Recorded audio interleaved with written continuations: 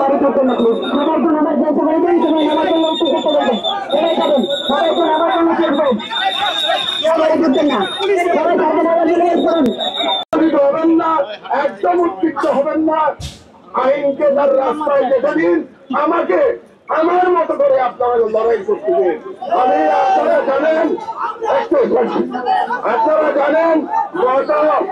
গত 16 বছর ধরে ফ্যাসিবাদী সরকারের বিরুদ্ধে আমি আমার মতো করে ব্যক্তিগত পর্যায় থেকে লড়াই করে গেছি। পরাজিত ফ্যাসিবাদ বিদেশে বসে তার বিদেশি বন্ধু, বিদেশি প্রভু, তার কোনো বিদেশি বন্ধু নাই, তার বিদেশি প্রভু এবং বাংলাদেশের এজেন্টদের দিয়ে বিপ্লবকে নস্যাৎ করার অপচেষ্টা করে।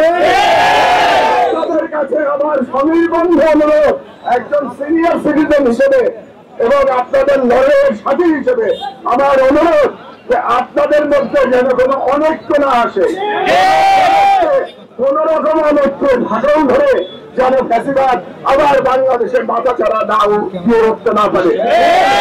খবর হয়েছে ফ্যাসিবাদের পতন হয়েছে, কিন্তু সেটা যেন চিরদিনের জন্য হয়ে যায়। এই কারণে আপনারা যারা লড়াই করেছেন, যে ছাত্র জনতা, যে সমন্বয়করা লড়াই করেছেন, সবাই ঐক্যবদ্ধ থাকুন। আপনারা ছোটখাটো কারণে অনৈক্য সৃষ্টি করবেন না। আপনাদের কাছে এই বিপ্লবী ছাত্র জনতার কাছে এই আহ্বান রেখে আমার বক্তব্য শেষ করছি। আল্লাহ হাফেজ। বিপ্লব দীর্ঘজীবী হোক।